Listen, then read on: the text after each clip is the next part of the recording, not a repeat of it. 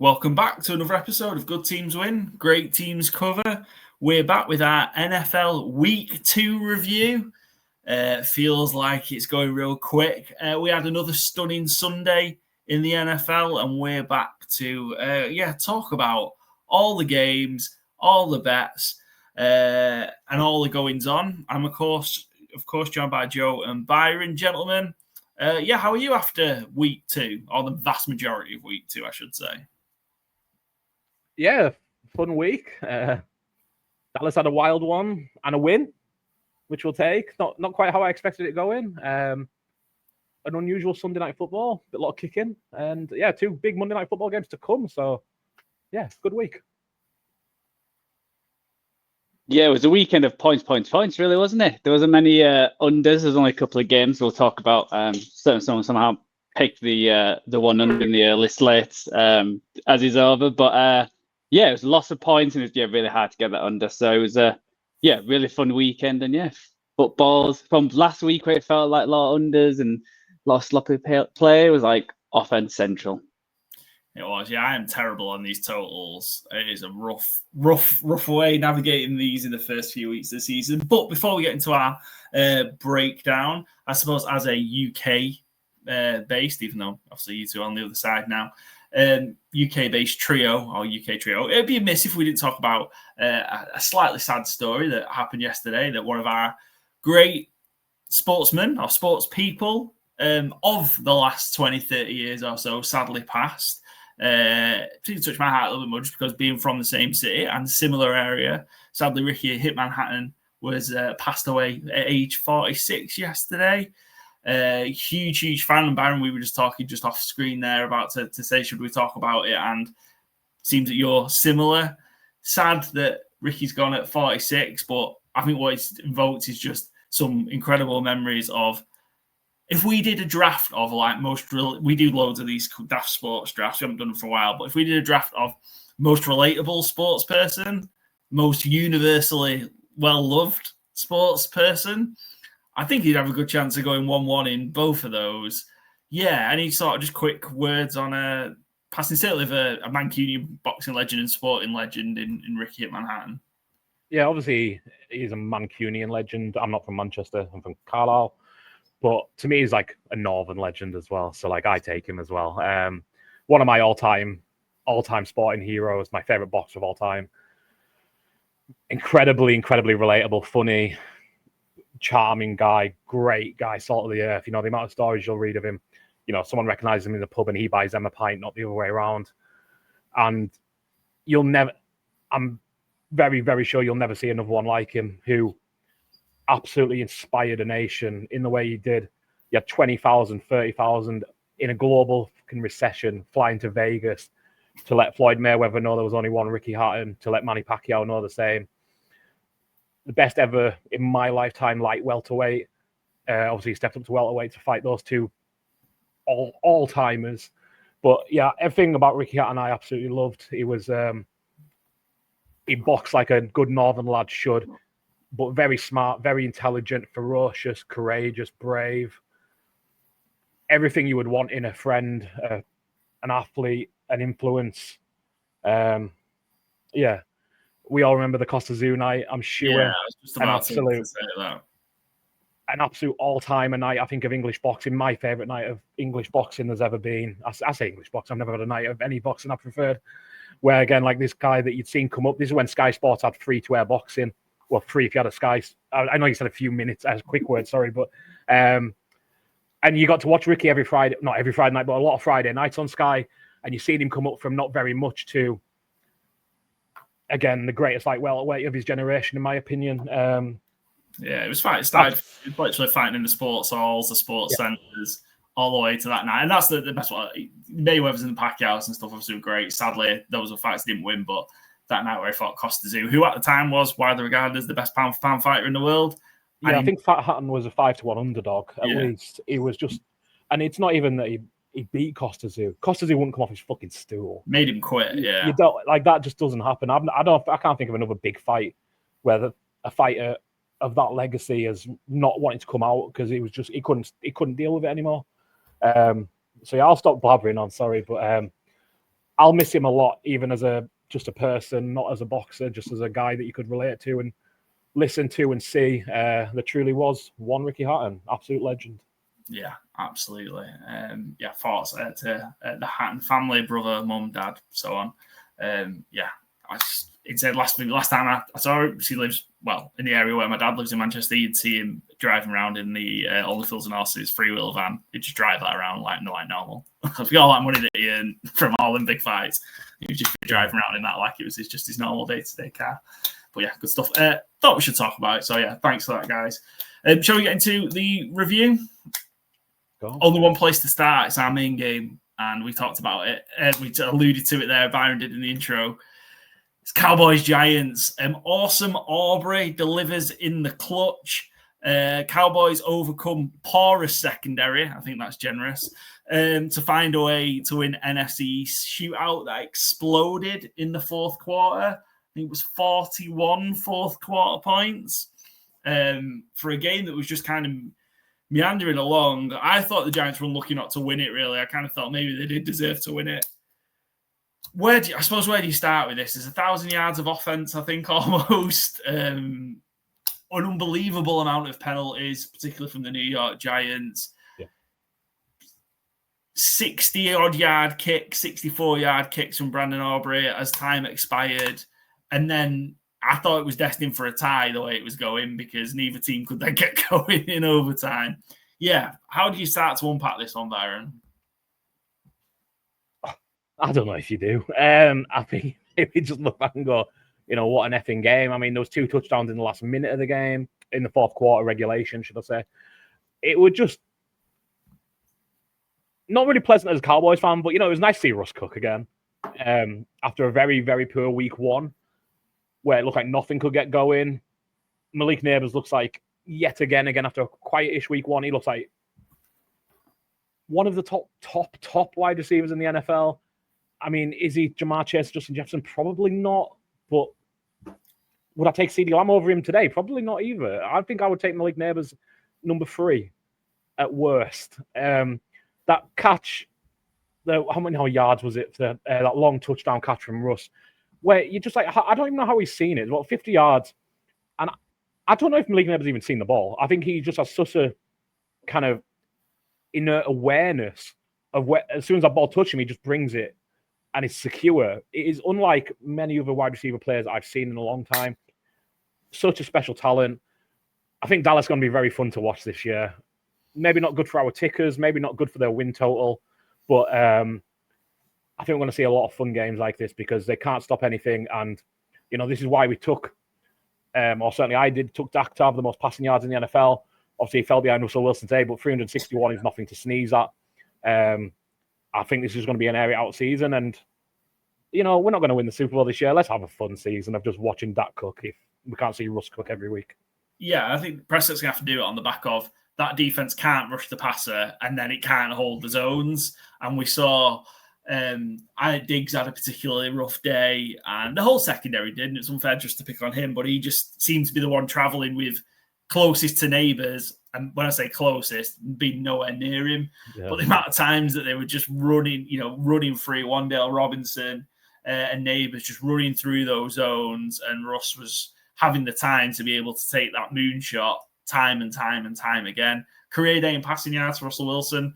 He finished 30 for 41 for 450, 3 touchdowns. And the interception in overtime, Neighbors was running free again. And it's only one of the few times Dallas got some pressure on him, got a bit of pressure in his face that forced didn't have the time to get everything on the throw. But Neighbors was free. He was in behind Kyer Elam, who I think all that talk in the of training camp of, Elam's progressing. He can do a job for us.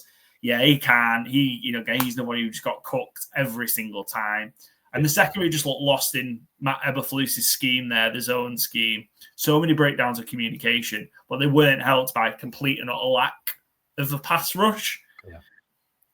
Yeah. Joe was kind of somebody who wasn't as invested in it as us. How I was kind of watching that as I'd say neutral, but Yeah, obviously it was a fun and exciting game. I think it's what you expect. It's what you expect from the Cowboys this year. I think obviously the offense is a lot better than their defense. it's not a good look that Eberflus was the head coach of a team who lost the Bears on a Hail Mary and has them kind of defenses. What do you then? Like you said, Wanda Robinson going for you go 100 yards as well. Going through the defense.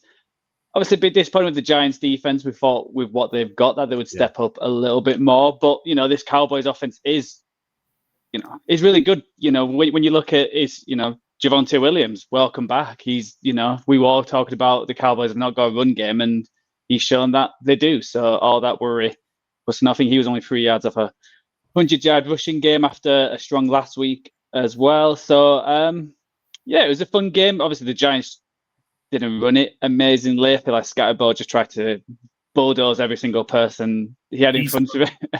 He's real fun to watch, yeah. But yeah, you feel sorry that the Giants are 0-2. It's like one team had to. I think a tie would probably be in the fair result, but you've got Brandon Aubrey. It's crazy that you're 3 points down and you play for like a 60-yard field goal. It was like it's not the last few plays the Cowboys just set up. As long as we get around 60 to 65, he'll hit it. So we'll do a few runs and we'll just with that confidence and having that in your back pocket helps massively. So it was an exciting game. Obviously, there's a few injuries coming out of this game. I think you guys mentioned that Bebe is injured for quite a few weeks. Apparently, his ankle was as big as someone's head. A reporter had mentioned. So obviously, that's not great. It sounds like he's got it. So the more concerning he's got a broken bone in his foot, which is why he's going to take the 6 to 8 weeks. Not necessarily the ankle, but so that's part of it. That's a very different problem. Yes, so there's no what you want coming out of it. But like what Byron said, the Cowboys are probably not going to win it. So have these exciting games where Dak goes off and you just need to keep it going. I think everyone did a good game from everyone. I thought Pickens had another good game. He drew a few penalties as well. So fun exciting game. I think he's drawn over 200 yards in pass interference calls. George Pickens 2 games in, so he is proven to be a problem. Although that just did feel like it was the New York Giants strategy. They had 2 strategies to stop the Cowboys on offense.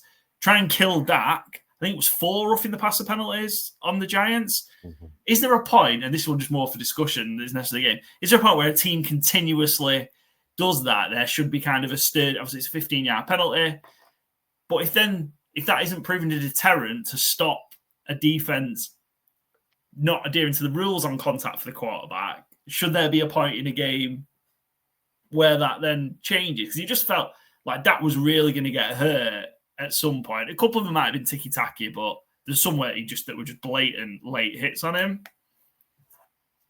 It's an interesting question. I think it's probably one of them that the NFL will look at after someone gets hurt, because that's how the NFL officiates these things. I doubt anything will change before that.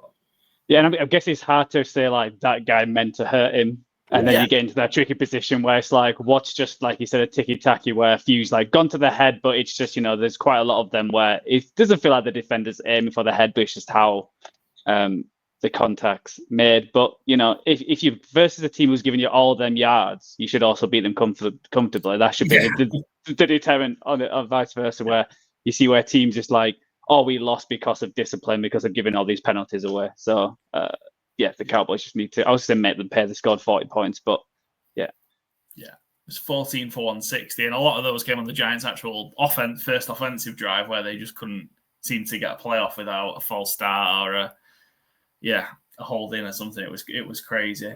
They didn't take out the tackle who did 5 penalties within in a row. Who was in 4? I think he was in for Andrew Thomas. So it's not great for them, but A couple of bits more on this game before we move on. So I saw this earlier, and this is more like a hard on your luck New York Giants stat. So 6 60-plus yard field goals have been successfully made as time expired in the fourth quarter in the NFL from 44 attempts. The Giants have had 3 of those 6 successful attempts against them from only 3 attempts. 60 plus. I can't believe the percentage is so low. 6 out of 44, is that what you said? Yeah, so 6 out of 44. So 60 plus yard field goals as time expires. 6 out of 44. But against the New York Giants, 3 out of 3. And they've all been since 2017.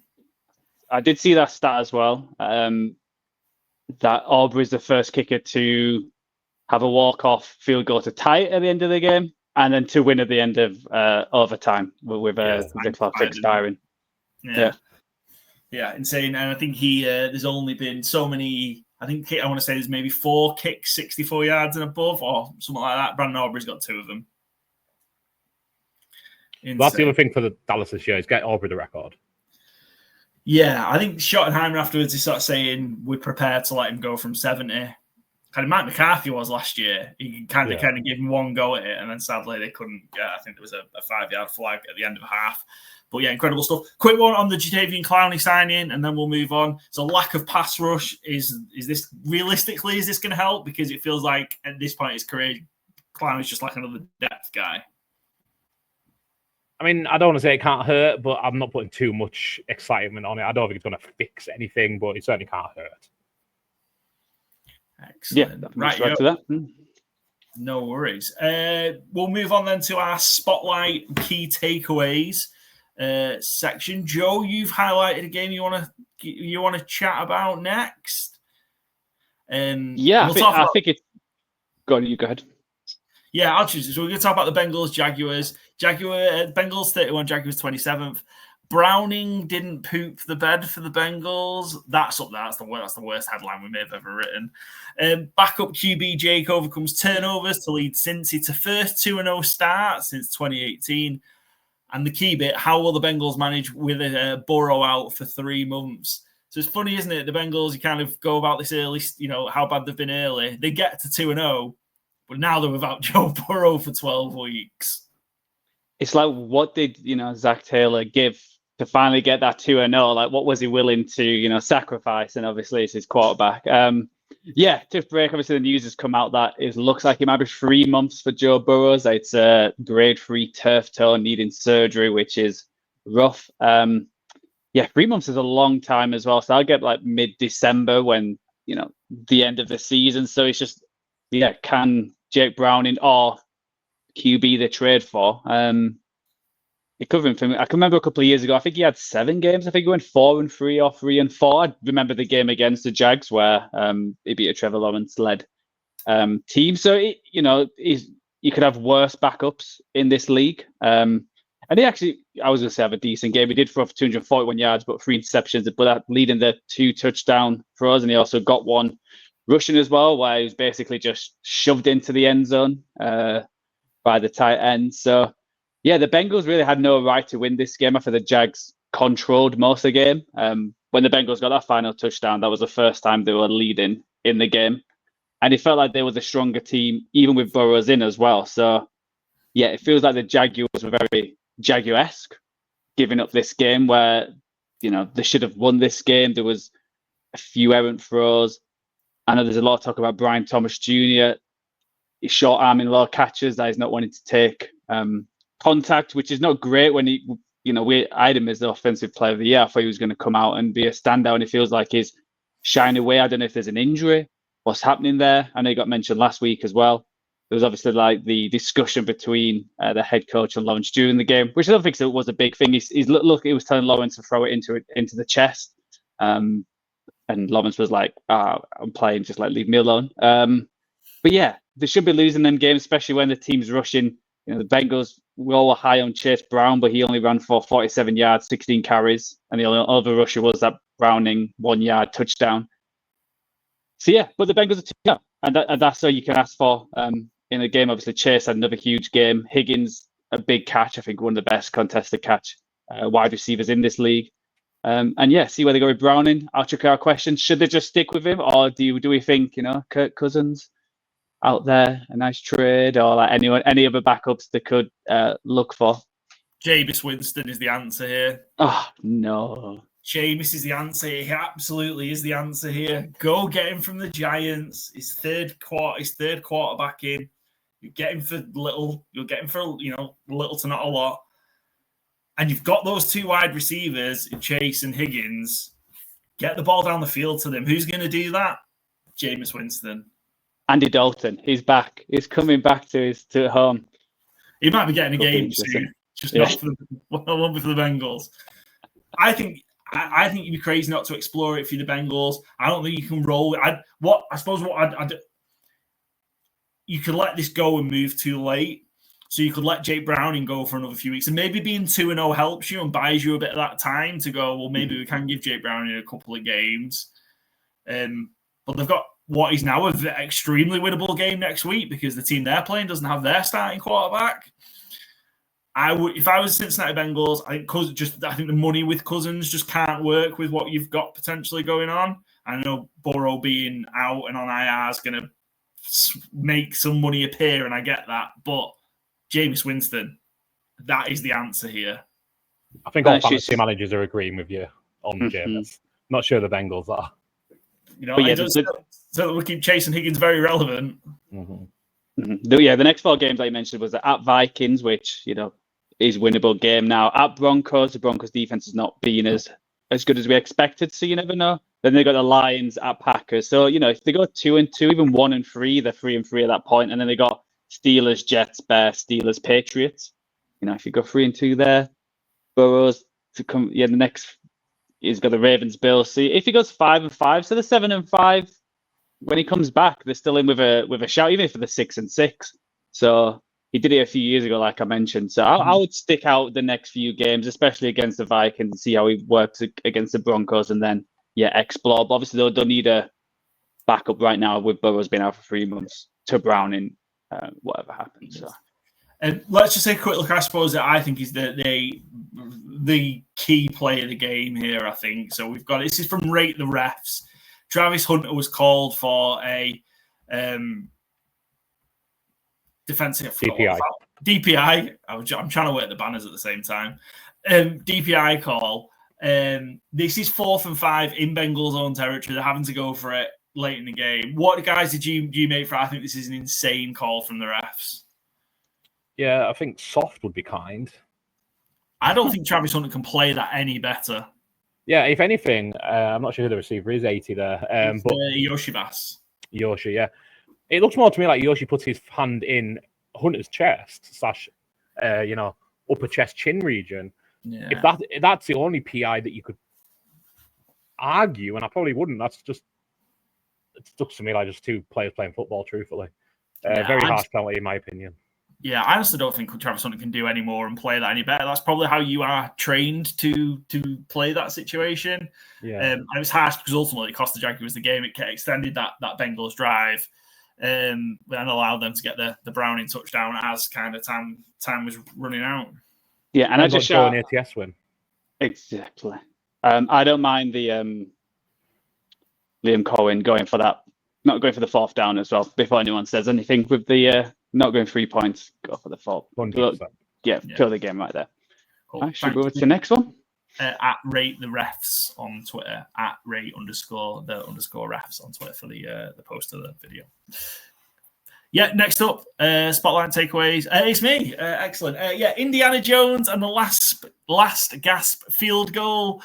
Colts beat the Broncos 29-28. Danny Dimes shines again, this time against the legit defense. Are the Colts serious contenders in the AFC South with a first 2-0 start since 2009? I think they are. I think they can go win this division now. Where they are, kind of where, what we've only seen the Texans once so far. We've seen the Jags a couple of times, some good, some bad from the Jags. This was legit, I think, because they were playing. I know Broncos defense might not be playing as well as it has been, but what we saw against Miami, it was just a debacle last week. This is a much more solid and together unit in the Broncos, and he just did it again. He played really, really well. He's 316 yards through the air and a touchdown. Running game helped, and we'll get into that. Jonathan Taylor had a huge day, but I think they can be better than I thought. You might get to 6 and 7 wins with Daniel Jones. He isn't going to stay this good. Let's just be clear. He isn't going to stay as good as he's been in his first 2 weeks. But the Colts, if they get that running game going, defense is okay. he can do enough to keep them in games, and they will win enough of those games. I think they're a really, really good shot to win the division. What did you guys make of Danny Dimes week 2 and the game overall? Yeah, very, very solid. I had the Broncos winning the game, and I think they were a little unlucky not to do so, obviously. We could talk about the penalty on the field goal, etc., but it was what it was. It was a penalty, so it's just unusual to see, should we say, for Spencer Schrader to get that second attempt. But I think it's worth pointing out, Shane Steichen, in his first 2 seasons as a head coach, ever, he is 500 with that cast of characters at quarterback. And, it's kind of been the MO all along, is if you can give him competent quarterback play, maybe there's a playoff team in there. Chris Ballard's never won the division as a GM, but is there enough there to finally get over it this year? I think the Texans' O-line is so fatally flawed that it's going to be a real struggle for them to win the division. The Titans are such a work in progress. I prefer the Jaguars to the Colts, but I think it's a real question and a real conversation right now as to who wins that division. So, yeah, considering where the Colts were, 16 days ago in the conversation, I think they've made huge strides. Yeah, I was going to say, I think they're good enough to be in games, and then you get the luck, win or loss. Because they missed that field goal. I think Shane Steichen, he felt like he went for a lot of 4th downs, but then suddenly with the game on the line, he went very conservative for that field goal. You haven't got Brandon Aubrey, you've got a young kicker, so I think he got away with that. And I think, and obviously Will Lutz missed his field goal, which was massive. So I think they're a lot better than I expected. They've certainly got a chance there. It's 2 weeks in. The Saints were 2-0 last year, so I'd like them to continue this. But they've certainly, proved me wrong, and I think they're just going to be in games. And then, it feels like this Colts, when it comes down to a point or two, there's quite a lot of times that Shane Steichen pulls it out. So all looking up for the Colts with how they played and another good result. Yeah, we'll just quickly touch on a couple of things. Got a couple of things to share, but yeah, that was key. Will Lutz missing to take the 2-point game to a 5-point game was massive. Should be an automatic for him. 42-yard field goal, hit the right upright. And then it's Dondrea Tillman. Fuck that guy. When you're on Broncos -1 like I am, I mean, again, don't want to do people out of a job here. Cut that man. So he's, in that situation, it's a 60-yard field goal. Almost, if they make the 60-yard field goal, it's like a 6 out of 44 chance. Exactly, yeah, that situation, and it would have been 6 out of 45. But yeah, that you're not allowed to touch the snapper. You're just not allowed to push this. You're just not allowed to touch them.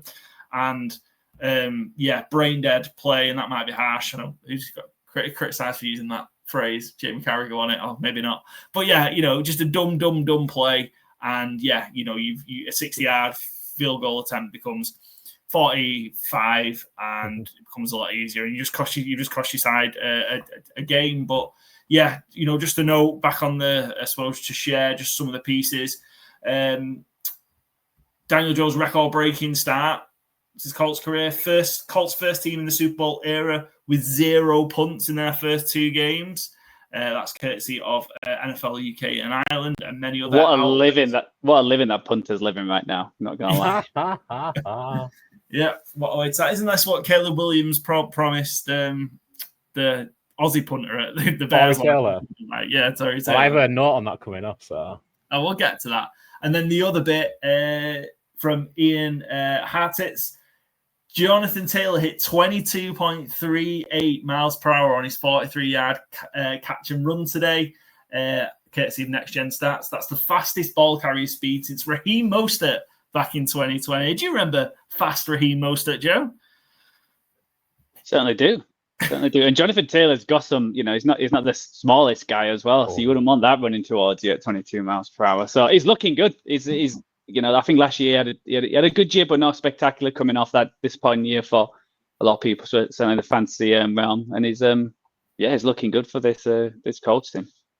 Excellent. That is Colts Broncos. Next up, Byron, your spotlight and takeaway from week 2. Yeah, Lions are okay, and the Bears are in dismay. BJ gets a bad taste in his mouth as former employer puts up 50 on the Bears. A tough one to swallow, with season looking lost in the Windy City already. I mean, if you told me the Bears were going to put 21 points on a 6.5-point underdog, I would think, hey, you know what? Maybe they've covered there.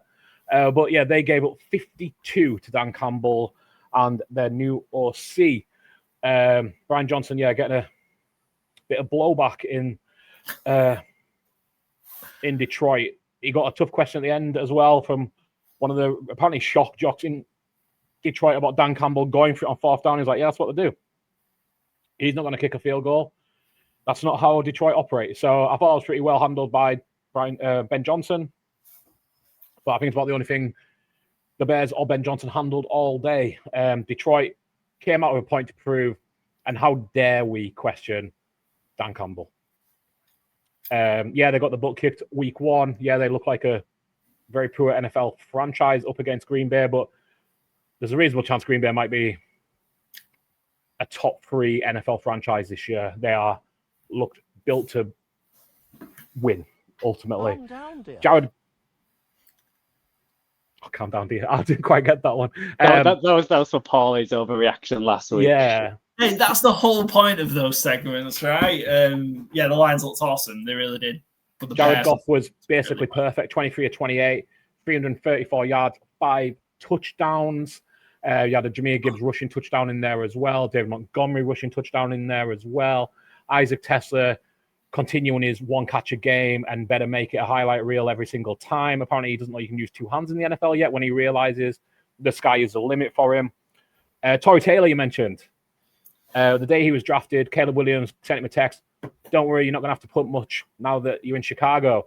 No punter has punted more since he was drafted than Torrey Taylor. Not great for the Bears.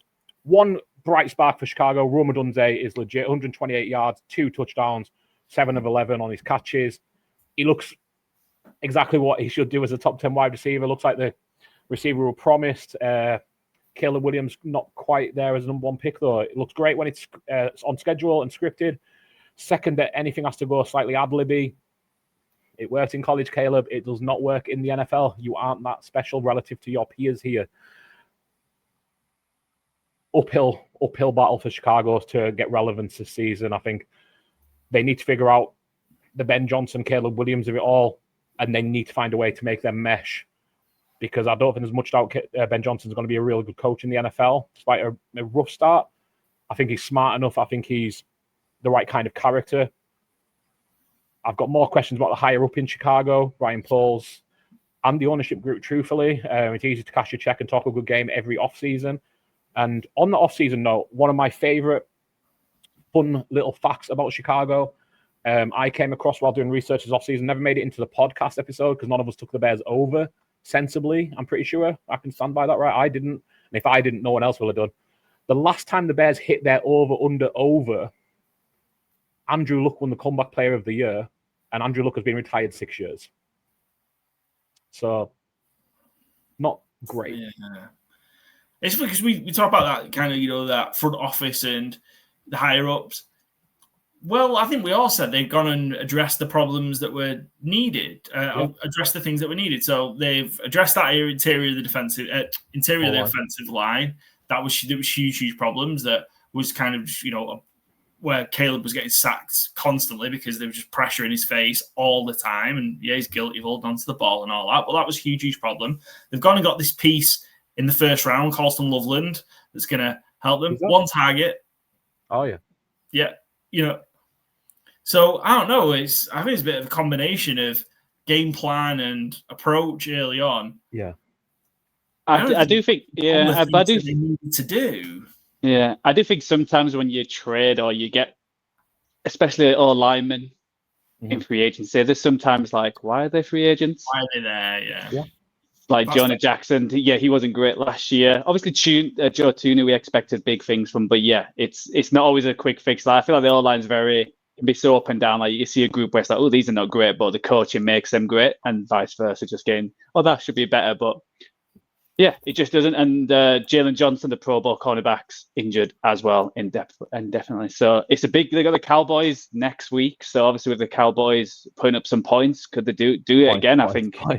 You know what I mean? This could be, if the Bears are 0-3 and you concede another 40-odd points, is Dennis Allen looking for another job? Well, I think Bears currently favourites at the minute, 1.5 point favourites for that game at the minute, which is insane. But if there is, given what we talked about earlier with Dallas, could this, Russell Wilson just had a career day against that Dallas Cowboys secondary. Could this be an opportunity for Caleb Williams to get going? Yeah, and I mean, Detroit, I was going to say, had 4 sacks on Caleb yesterday. So, the one thing BJ won't want is it blowing up in his face, as you've already mentioned there. So we'll see if Dallas can, get a similar opportunity to unload on Caleb next week. Dear God, let's move on, Joe. Okay, now. This episode's going to get pulled down. Let's go into our weekly overreaction. And one, obviously, we know I'm a big fan of Mike Tomlin, and, I'm on the Steelers over for wins, but I think this 18-year streak of 500 and above for the Pittsburgh Steelers and for Mike Tomlin is in serious, serious danger. Seahawks 31, Steelers 17.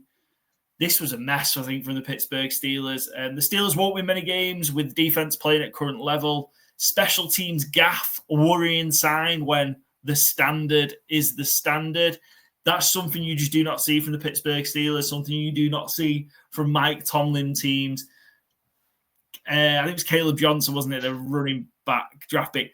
I don't think he's going to see the field for a long, long time. And that was one where we thought... I think last week he had 1 run for -2. Today he had 1 run for 1 yard. So it's currently -1 yards and muff kickoff. It's not a great start to a career.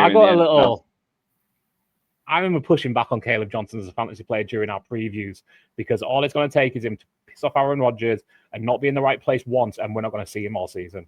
And it's coming exactly as told. Yeah, you just didn't think it was going to be like that, did you? I guess in terms of what's going to be the nail in his coffin, I think, which was not knowing the kickoff rules ultimately, which is just, it's unforgivable, really is. And I think probably that's a sign for me about maybe what's going on at Pittsburgh, because that defense is a mess. That's given up 30 points again. Gave up 30 points to the Jets last week, what the competent Bills defense did to them this week. Gave up 24 points, I guess, to the offense on that Steelers and that kickoff mess. But again, 31 points in total to Seattle, who really struggled offensively last week against, again, a competent defense in the 49ers. I think it's just bad signs, because you cannot ask Aaron Rodgers and this offense to score you 30 points every week to have a chance at winning a game. You're not going to play the Jets every week. Sadly, thankfully, you do play the Browns twice, but the Browns have a defense can get after Rodgers. Not a great defense overall. Do you know the last time the Steelers conceded 30 or more points in the first 2 games of the season? I don't, Byron. 2002. Mike Tomlin, so it literally is unseen for Mike Tomlin. You are quite right. Yeah, and I would say the big worry as well is that receiving core, except that Jalen Warren big cash of 65, it didn't feel like there was much there, and that's what you worry for. And just one last point, I feel sorry for any fantasy owners of Charbonnet when you thought he was had a big game last week and he'll be the number one, to then suddenly get 15 carries for 10 yards, 0.7 yards. Turns out Kenneth Walker's just much better than Zach Charbonnet. What happened in week 1? I don't know. But they looked a lot better. They overcame some kind of Sam Darnold mistakes, but they got the ground game going. Kenneth Walker looked a lot better. JSN had another big game. Cooper Kupp got going as well. Cooper Kupp had a decent game as well. So, I think big step in the right direction for the Seahawks, kind of after a real struggle offensively in week 1. Big step in the right direction, and maybe they can get rolling. But I think this might be it. I think we might be seeing the Steelers 8 wins max, and maybe lucky to get to 8. Byron, your pre-season prediction on the Pittsburgh Steelers might be right. I feel more comfortable if they hadn't snuck that one out against the Jets, I will say. 5 wins feels a bit rich. I do have them under 6.5, though, so I still like that, Excellent. And obviously, I love this call. Yeah. That's my overreaction. Next up, it's over to Byron. Yeah, I struggled with the overreaction this week because my one from last week I'd like to go again, but that isn't how overreactions work. Cardinals are too dull to respect. They are 2-0, but unlikely to be leaping up our power ranking, certainly, and I don't think many other people's. They just about held up Bryce Young. How many wins do they have to get before anyone will care? Not very much of an overreaction, I guess. Just good They do have the 49ers next week. So I think beat the 49ers next week, then head in the division. So I think that's probably the third win. The respectable. Okay, I like it. The respectable. Yeah, it was a struggle. I think you're right. That call's right. 2-0 to respect, absolutely. They nearly found a way. They've almost found a way to fritter away the game against the Saints last week. Yeah, they did the same here again. Yeah. What was it, 27-3 at one point in this game? Mm-hmm. I think that was right. And Bryce Young nearly led them on a second half comeback. And again, just couldn't get close on that final drive. But they were right there. The Panthers, they were so close to kind of turning this around. And I think it's a really, really struggle for the Cardinals. Again, on the ground, not great. James Conner, again, just really struggled on the ground. Yeah. Apart from Trey McBride, Marvin Harrison isn't going, really, and it's a real struggle. And then if it wasn't for Calais Campbell, again, how many times do we say this? He turns up somewhere as a free agent, and he's the best player on the defense. It's unreal. He's done it again. What is he, 39 now? He's done it like 40, 3 or 4 seasons. He's been Miami and other places. He just turns up. He's the best player on defense. And again, it was him who iced the game for them ultimately. Yep. Thank God. If you're a Cardinals fan, thank God for Calais Campbell. I would say though, the referees helped the Panthers out a little bit with some of the penalties on that last drive. That's just that sweat one to keep it going. But I think the issue with Kyler Murray is he has a really good rush, and he's pumping up the crowd, and then 2 or 3 plays later, it just scrambles and just throws up in the air for it to be intercepted. It's just stupid plays like that where, they got the interception going. So they only got 20 points on offense. They played, like you said, the Cardinals and the Saints, who might be better than what we expected. But I think next week is a big one for the Cardinals. If it can be the 49ers, okay, they've got a chance. But if they get, blown away or they lose that one, then it might be, this is going to be a Cardinals win 8 or 9 games. And we'll see, will they can they get into that playoff race or not? Because they'll probably beat bad teams but lose to good teams. So, I think it's all down. Kyler Murray is such a big up and down kind of quarterback, and can you live with that week on, week out? I think that's a big thing. But I do like T-Mac for Panthers. I thought he had a good game. I know you had your worries coming to the draft, but 100 yards for this Panthers team after a terrible start. With Bryce Young, with my overreaction last week, he certainly turned it around getting the second half. But he started shockingly. 2 turnovers in the first 2 drives, and they were 10 points down. He's done enough, do you think, there, Bryce? He did actually play. Well, the rest of the way, he did play pretty well, to be fair. He got 328 yards. 328 yards is not bad on a. Yeah, I think he's certainly done enough to not worry about losing his job in the coming weeks. Because, again, you touched on this last week. If he gets benched again, it's really, you're getting rid of him. You can't keep benching and hoping he comes back and benching and hope he comes back. I think the next bench will be relatively permanent. So, I think he's certainly done enough yesterday to not be a worry. And he's Andy Dalton behind him. It's not a young, up-and-coming quarterback where, why would you put Andy Dalton in at this stage? So. Next up then, our final overreaction of this weekly overreaction segment, and it's the Sunday Night Football, Joe. Yeah, I've said an overreaction to the overreaction of JJ McCarthy last year. Me and Byron talked about it on our bonus episode that we thought it was a bit crazy how everyone just anointed JJ McCarthy the next big thing. The Vikings have sorted it out just on 1 quarter play, and I think he continues. He's had 7 bad quarters for this Vikings team. Like in that first game, it just felt like the game was too quick for him. Obviously, he had a few offensive linemen missing, and I think that was huge because who would have thought the Falcons have got a pass rush?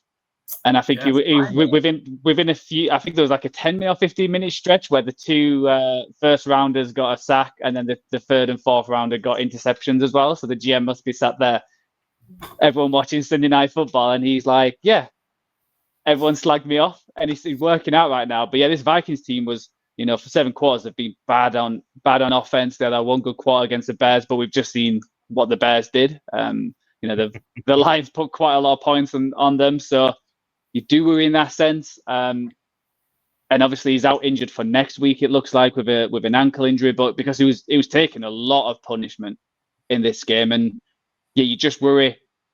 They've gone into this season with that Sam Darnold, they've had Cousins, and they've kept it going. We always said that Justin Jefferson's it doesn't matter who's the quarterback is, he's going to get his targets and his yards, but it's a lot of a bigger struggle this year, and you do worry for him.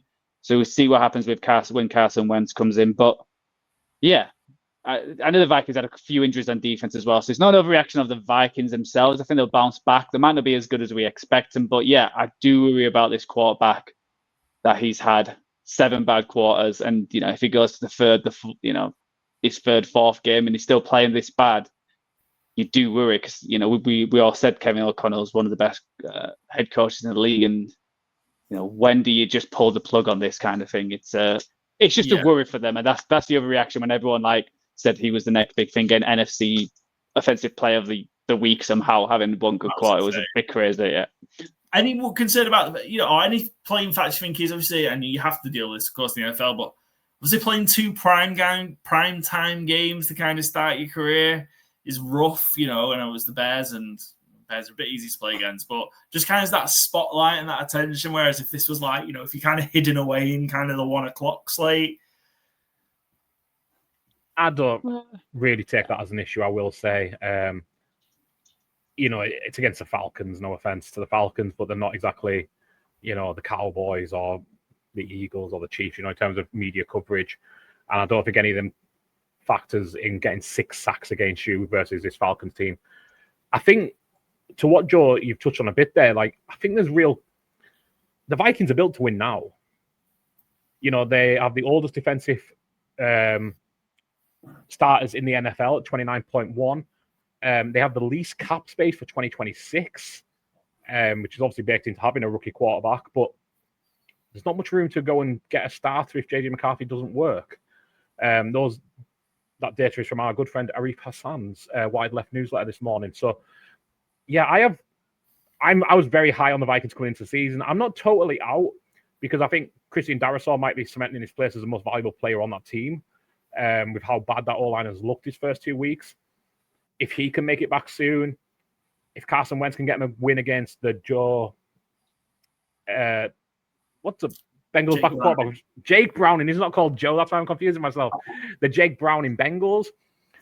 That doesn't seem wild to me. Division, I think you've got to look at it as Green Bay's now and you're playing for second. But yeah, a lot to do to get confidence, I think, for the Vikings at this point in the quarterback room. Yeah, and I would worry about that running defense. I thought it was going to be a lot better this year, but Bijan absolutely gassed it. So that's obviously it's week on week. Yeah, he's incredible. Yeah, I don't think this is an overreaction. I think the overreaction was last week. I think you're quite right.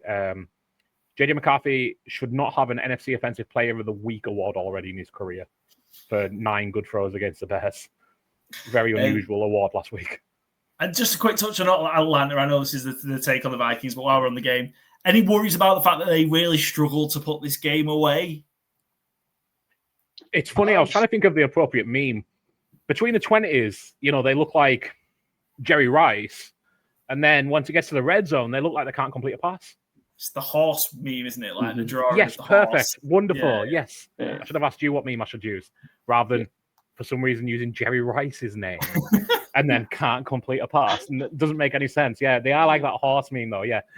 And I noticed that early in the game. I think it was the case last week as well, where they get into the red zone and everything seizes up. Everything becomes tight. And I think that's an issue with having a young quarterback who hasn't seen the warts of it all yet. But between Bijan and Tyler Algier, that's a really good 1-2 punch at running back. You've got Kyle Pitts and Drake London, who are big targets, even if Kyle Pitts has got his issues about reliability. Yeah, I think he'll get better through the season, but it's definitely an issue right now. And start that you want to just pile up the wins, Them going 0-2 would have been a disaster, and that's why I went the Falcons because it was that nonsensical. They both feel like a 1-on-1 kind of team to start the year, and the Falcons didn't feel like they should be an 0-2 team. So they get the W, and that's the most important thing, and then move on to the next game.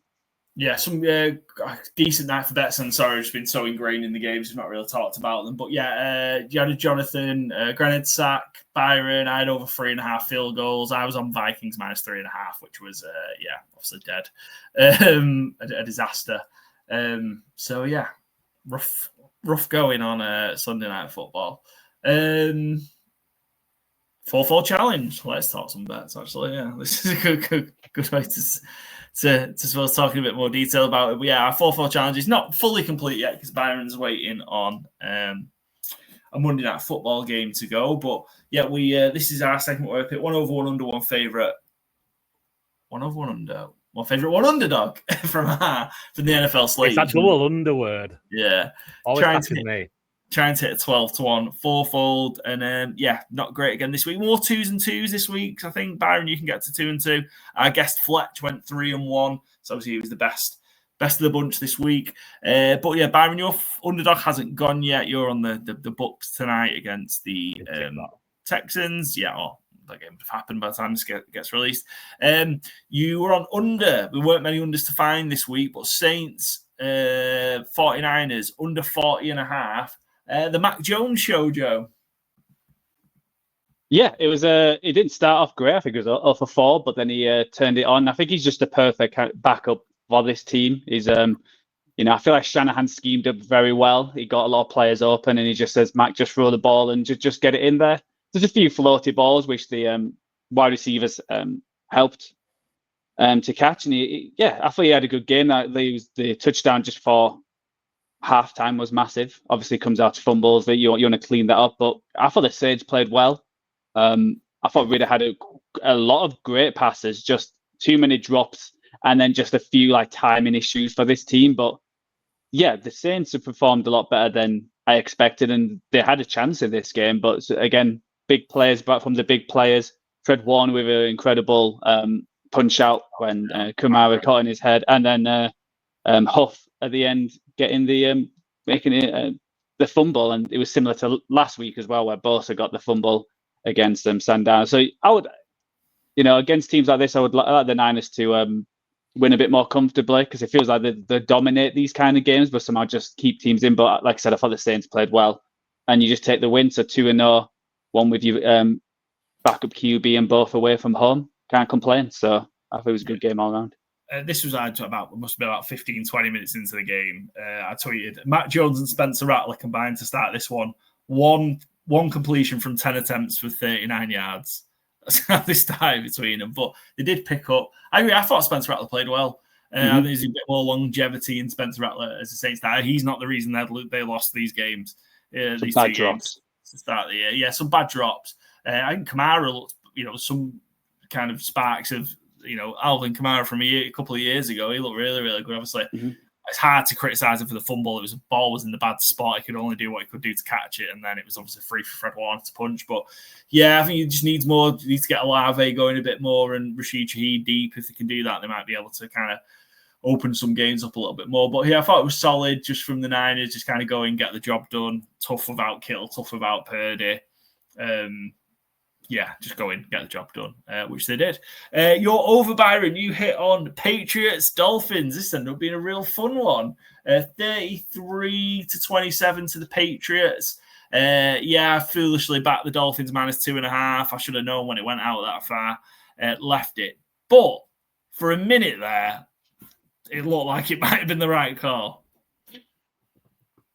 Yeah, wild game in the end. Very fun one. Antonio Gibson's got wheels again, even if he can't quite outrun Mike Vrabel, but he can outrun the Miami special teams unit, which is all he really needs to do. So, yeah, Ramondre was cooking 88 yards with a 55-yard catch, and then 54 yards on the ground as well. Trevian Henderson is really what we're wondering. Tua looked better. But still a big loss for Miami again. I think they could have really, really done with getting a win under their belt early, because Mike McDaniel not doing so well when being questioned about how to get a win, etc. Well, should we have a quick listen to that, because I think it's worth sharing. Thanks. This is from Don Shula Corleone, which is a great Twitter account. This is Mike McDaniel in his post-game press conference. I've got the volume up. We have. To win games, you have to win the game, not lose the game. Honestly, and that is how you lose the game. You're moving the ball down the field. You're 1st and 10, and then you find yourself at 2nd and 20 That was critical. Did you seem absolutely pissed? Boy, genius, he knows what he's talking about. To win the game, you go win the game. And Rex Ryan calls him Nerd Boy. Yeah. And then there was that shot of Vrabel you mentioned, which is incredible. Just running, keeping up with Antonio Gibson down the sideline. Who are great photographers in the NFL are insanely good, aren't they? But yeah. And that is from, I think that's the fellow from Pat McAfee's show, Boston Connor on Twitter, at Boston Connor, just to give appropriate credit. Although I'm pretty certain he definitely didn't take the picture. So yes, back to the FourFold. Dolphins have a lovely trip to Buffalo on Thursday, which we'll talk about at the end. And your favourite was the Vikings -3.5, Byron. So 1-3, possibly 2-2. We'll see. My favourite, I had the LA Rams, who were in a fight for quite a while. The Titans kind of kept with them up to kind of into the third quarter, but the Rams sort of pulled away. 33-19 in this one, and just Cam Ward, possibly one of the top 5 throws I've ever seen in the NFL. Did everything wrong, broke all the rules, and it was absolutely insane. Incredible to watch. Yeah, I'd be telling Josh Allen, don't fucking throw that ball.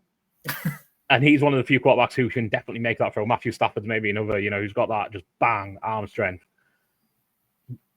He's not been perfect, but I've been impressed with Cam Ward to start the season.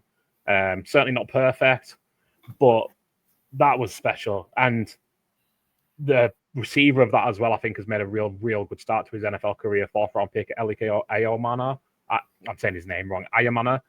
I think he's been really impressive. He was actually my pre-draft. I don't even remember. Was replying to a tweet asking for our wide receiver. Blah blah blahs. My underrated one was Ayomana.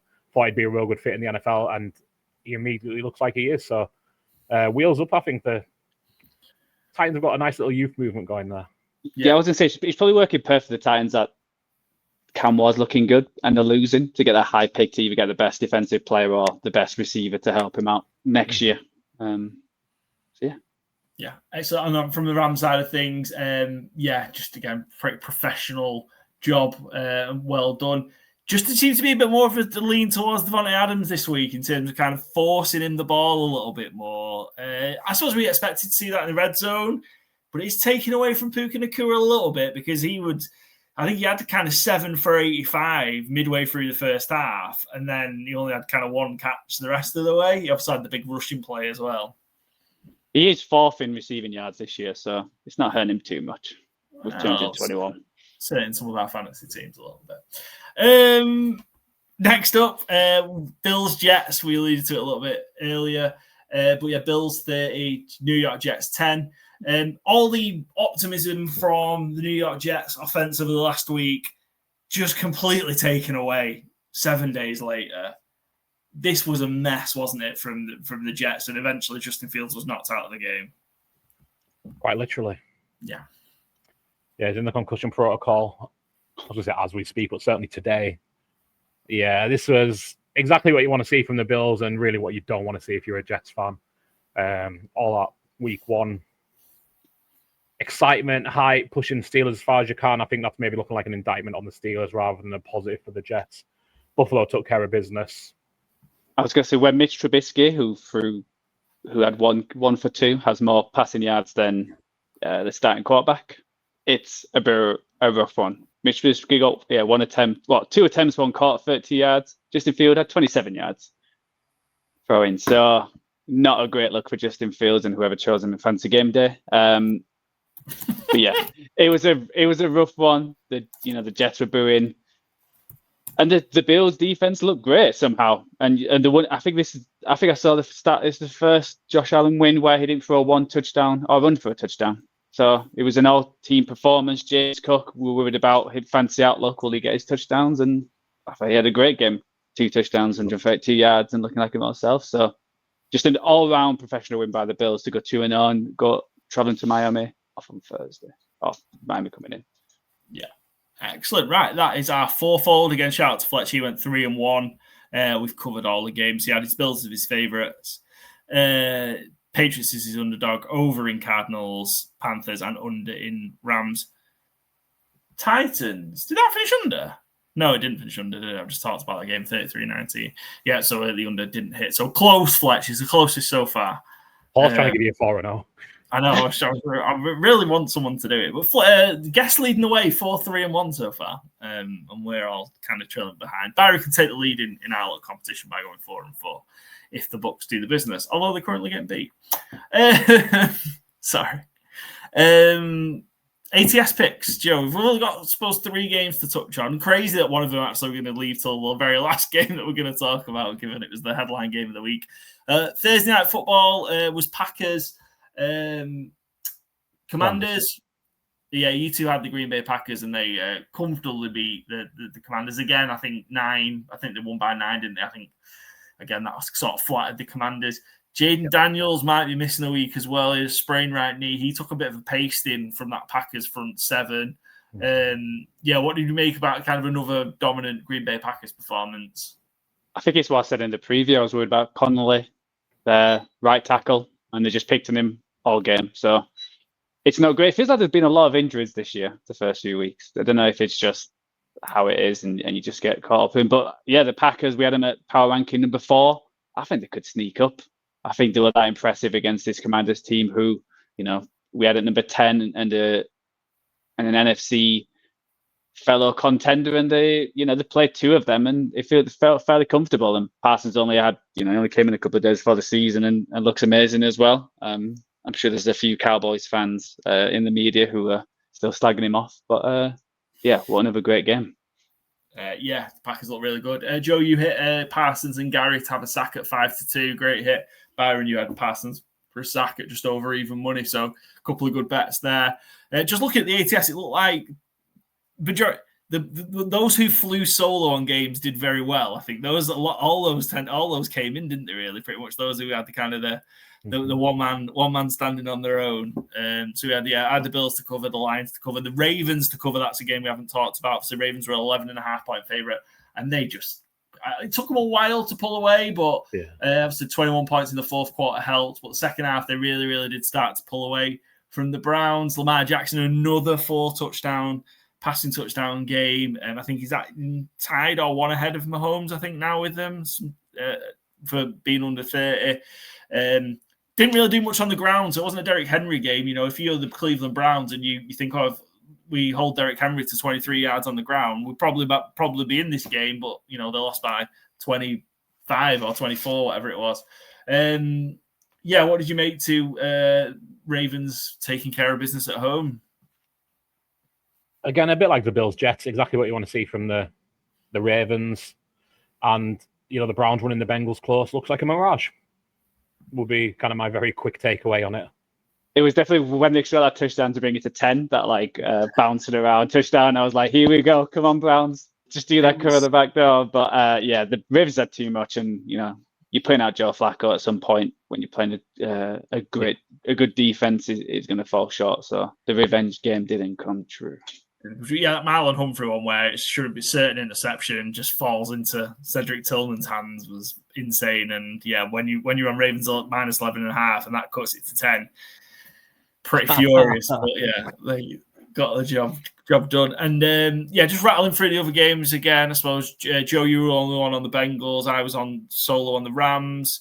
You two on the Patriots. 2 of us, me and Byron, on the Seahawks. Byron and Joe on the Niners. I was on the Panthers. We talked about on that one. We were all on the Broncos, which was crazy that they didn't win really in the end. Eagles, Chiefs, the headline game of the week. Hasn't really given us too much to talk about. What did you make of this one? Because again, in that late window, it was kind of a close game, but it never really felt like the Eagles were ever going to let their grip of control off of the game, really. I think it was that interception was massive. It was 13-10 at that point. If Kelsey catches that, goes in for the touchdown, who knows where. I think they're both fairly similar teams. I don't think one was, crazy better than the others. They all dialed in tons of blitzes, and the quarterbacks didn't have that many yards on the ground or in the air. So I think the Eagles just did enough to win. But it would have been curious because that's a big swing from going 17-13 up to 10 plays later it's 20-10, and it felt when that happened that the game was done. So another Kelsey dropped straight into their hands. It was big one. And the Chiefs go on too. I think with the Broncos losing, and we'll see what happens tonight as well. I think they're still in it, but because they played two good teams. So yeah, it's a strange one, the Chiefs starting nice. I mean, Andrew Makuba made the interception off the Travis Kelce deflection. If you are a 5'11", 186-pound defensive back, and you're free to run that interception, there is no way on earth you should be getting chased down by an offensive lineman. I wanted to give that as a shout out. The Chiefs are 0-2, and I think they've had two of the most impressive players of the season. The Harrison Butker halftime field goal in Brazil, I thought was incredible. And the Josh Simmons run back, I thought was incredible. You shouldn't be getting tracked down by a left tackle because you're the other side of the field as well. But I thought it was incredible by him. And it's just interesting as well. Travis Kelce, one of my bigger calls this season was that he was washed. Don't draft him. Draft Tucker Kraft instead. That's paying off nicely. But it's just interesting to see Travis Kelce go from, the Chiefs' hero to maybe being the anti-hero at this point. Very good. Bets on this one because it was one of our featured games. I had the Eagles -1. I also had the Eagles to win both halves, so it was a tied first half, and obviously the Eagles won the second. Patrick Mahomes touchdown. He's doing it. He's doing it all himself on the ground, isn't he? Because he's not getting much help from Pacheco or anybody else. No, I think that was 9-2. That's going to start coming down in price because that's 2 weeks in a row, and there is no one else who can run the ball in Kansas City, it feels like, until they get Worthy back on end arounds. And I don't think that's going to be a big thing because that's way too predictable. Yeah. He should be back next week, I think, is the noise coming out from that dislocated shoulder. Right, that was the last of the games for us to talk about. We've got our 2 Monday Night Football games still to come to finish that off. There you go. Lesson of week 2, go solo. You got your rewards from an ATS pick perspective. Last couple of bits of business to take care of. Of course, Fantasy Gameday rumbles on. The UK's finest NFL daily fantasy platform, easy for me to say, offers all types of different games, standalone games, full slate games, etc. Go download the Fantasy Gameday app now. Join using promo code COVER for your first time. Once you have entered a paid contest for the first time, you'll receive a free entry credited to your account to the value of £7.50 to use as you please. We're still terrible at this Sunday Stars game, but shout out to user Gold293831 who scored 208 points and won the £7.50 entry Sunday Stars game, the original OG version. I didn't foresee Malik Neighbours and Russell Wilson's stacks being particularly popular or fruitful, and it turns out that was the case. Well, he who dares wins, Rodney. He who dares. I see 105 points. Neighbours as captain got you 75.4. Wilson with 30, and then just a couple more. So I guess Chase had a big game, and then solid contributions from McCaffrey and Ferguson. Really, yeah. If you got the bottle to go, Neighbours captain, Wilson quarterback, you deserve the win, for my opinion. I think that's an outstanding call that it's going to be incredibly low owned. So great shout, Mr. Gold, 29, 38, 31. And sometimes it pays going against the popular stat. So imagine Dak and CD would have been a real, Prescott and Lamb would have been a real popular stat. Maybe it pays to take the other side of that. A lot of people had Fields at quarterback as well. I think he was the highest rostered quarterback this week. Should they go in Matt Jones? Yeah, we're off Justin Fields for the rest of the season. We're not putting Justin Fields in Fantasy Gameday again. Of course, yeah. Excellent. So yes, that's Fantasy Gameday, and then the last bit of business is Thursday Night Football to look forward to, which is weird because we've still got Monday Night Football to go. But Thursday Night Football, it's the Miami Dolphins. Can they take a step in the right direction? 12.5 point underdogs over under 49.5. You can take that off the screen now, Joe, because the headline is not relevant to this game. Dolphins, 12.5 point underdogs. Any quick thoughts on this one? I mean, quick thoughts. I don't think I'll be backing the Dolphins at +20, so I'll certainly be taking the Bills -12.5. If the Bills want to put a stink on the Dolphins, I think they can. The Dolphins on a short week. Tyreek Hill stamping his feet again yesterday on the field. I don't like the vibes in Miami having all year, and I don't think there's going to be a nice game for them. I think the Bills take care of business very comfortably. Yeah, I think I'm saying 12.5 is a lot, and it's the biggest spread so far this season. But yeah, I feel like you kind of have to. I'm going to have to take the Bills minus 12.5. I think it's crazy. The Dolphins did. I suppose the Dolphins did manage to produce some offense, but maybe that Bills defense obviously bounced back this week and maybe continues to do that. Joey, where are you at with Thursday night football? Yeah, I'm probably leaning Bills too. Like you said, 12.5 is a lot, but I feel like it's going to be similar to the Bills-Jets game. And what a way to start the year. You beat your rivals Ravens and have 2 wins in the division fairly comfortably, going having a mini bye. So kind of started perfectly for this Bills team. If they, do what they got to do against the Dolphins, they should win by more than 12.5. But this is football. Who knows? This is football. Excellent. Right, that is NFL Week 2 review in the books. Thanks very much, gentlemen, for joining me. As always, go catch us. Good Teams Win Great Teams cover available on Apple Podcasts, Spotify, YouTube, Podbean, Overcast, and follow the channels on X, Instagram, TikTok, Blue Sky. Charlie's 0-12 in his last 12, by the way, Byron. Oh, I know. Yeah, the easiest bet we make, pay Charlie. Yeah, well, I had my Thursday night betting early this week before the Charlie clip came out. Well, it has to come out before we can get our bets on. Otherwise, we'd have the FEC round, FFC. The Financial Somebody Committee would be round to examine Charlie. I mentioned it to my father-in-law, and he's like, well, can't you put a better snack in front of one of them? And I'm like, I mean, I could, but kind of taking away the point of the Charlie pick. It'd still be the wrong one, though, wouldn't it? Like, he'd still get it wrong. It's just... Well, yeah, he might still get it wrong, but if I put loads in front of the Packers, would that mean go to the Packers? Maybe, but maybe he just doesn't understand the rules. He's picking the ones who to lose. So maybe we should spin this, and he's actually 12-0 in his last 12. Maybe. He's choosing the losers. He's definitely choosing the losers.